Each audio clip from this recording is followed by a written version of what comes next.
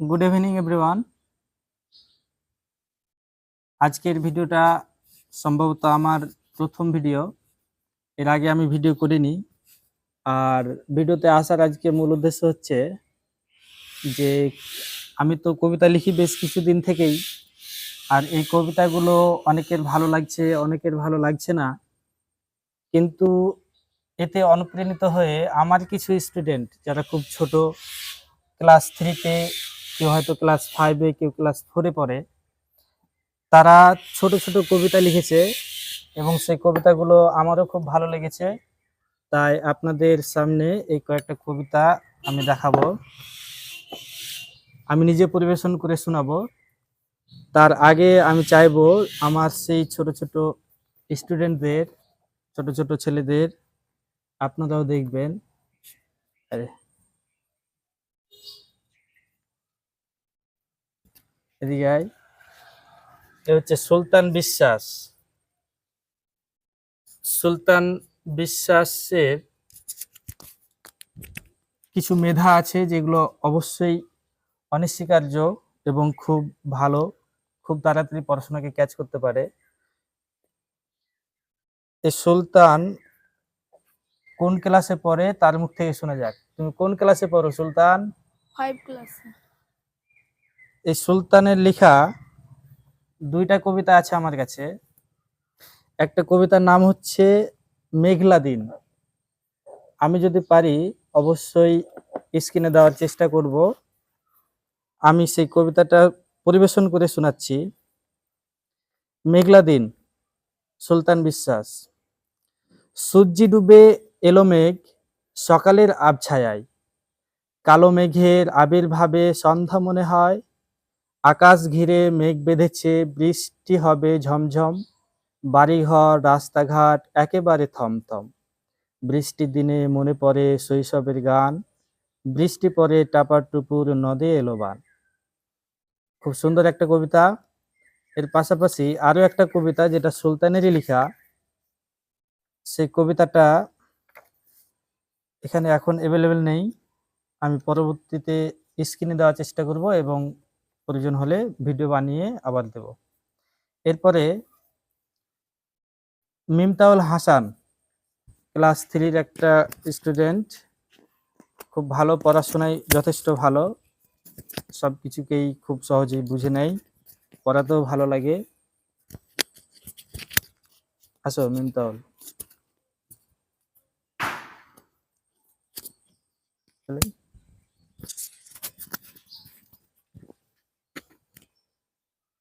তোমার নাম কি? মিমতাউল হাসান। কোন ক্লাসে পড়ো? ক্লাস 3। ক্লাস 3-তে পড়ো। এই হচ্ছে মিমতাউল, ক্লাস 3-তে পড়ে, খুব প্রিয় একটা ছাত্র। আর ও লিখেছে আমরা গ্রামের মানুষ। কবিতাটা আমি পরিবেশন করে শোনাচ্ছি। আমরা গ্রামের মানুষ, গ্রামেই থাকি, শহরের পরিবেশ দূর থেকেই দেখি। আমাদের আত্মীয় কেউ শহরে নেই, শহরের ঘিঞ্জি পরিবেশ আমাদের পছন্দ নয়। মুক্ত বাতাসে থেকে আমরা অভ্যস্ত, তাই ঘুটঘুটে শহর আমাদের পছন্দ নয়। অবশ্যই খুব সুন্দর লিখেছে।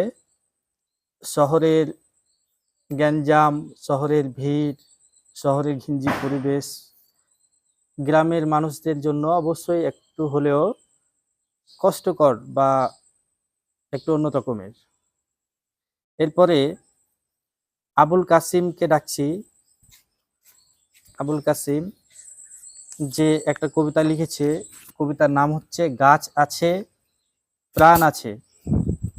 অবশ্যই খুব সুন্দর একটা কবিতা, পড়াশোনায় যথেষ্ট ভালো। এই কয়েকজন অবশ্যই পড়াশোনায় যথেষ্ট ভালো আর সবকিছুকে সহজেই ক্যাচ করতে পারে। তোমার নাম কি? আবুল কাসিম। আবুল কাসিম। কোন ক্লাসে পড়ো? Class 3। Class 3। Abul Kasim class 3-তে পড়ে। আবুল কাসিম একটা কবিতা লিখেছে, কবিতার নাম গাছ আছে প্রাণ আছে। এই কবিতাটি আমি নিজে পরিবেশন করে শোনাচ্ছি। গাছ আছে, পাতা আছে, আছে বহু প্রাণ, জীবন আছে, মরণ আছে, নিশ্চিত সবকিছুর অবসান। গাছ থেকে অক্সিজেন পেয়ে থাকে মানুষ, প্রয়োজনে গাছ কাটে যারা, ভুল বললাম। অপ্রয়োজনে গাছ কাটে যারা, নেই তাদের হোশ। গাছ আমাদের উপকার করে, দেই ফুল, ফল, ছায়া। গাছের প্রতি জাগিয়ে তুলো ভালোবাসা ও মায়া। অবশ্যই খুব সুন্দর একটা কবিতা, যেটা গাছকে নিয়ে লিখেছে। এবং অপ্রয়োজনে গাছ কাটা সত্যি পরিবেশের জন্য যেমনটা ক্ষতিকারক, আমাদের মানুষের জীবনের জন্য কিন্তু ততটাই ক্ষতিকারক।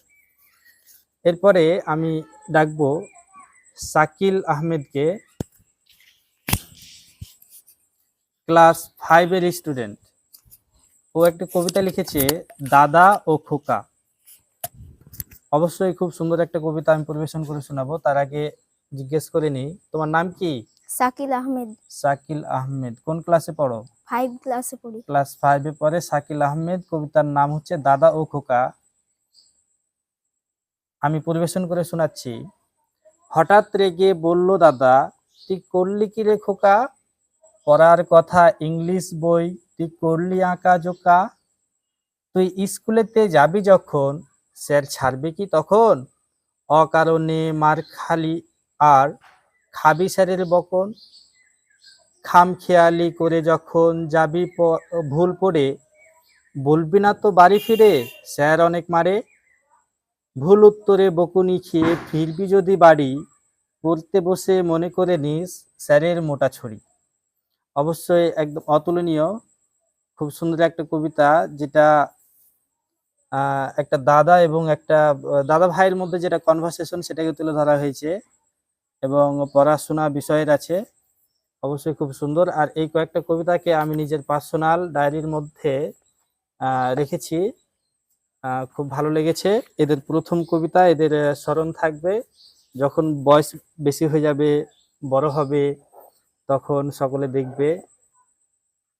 সকলকে অসংখ্য ধন্যবাদ ভিডিওটা দেখার জন্য।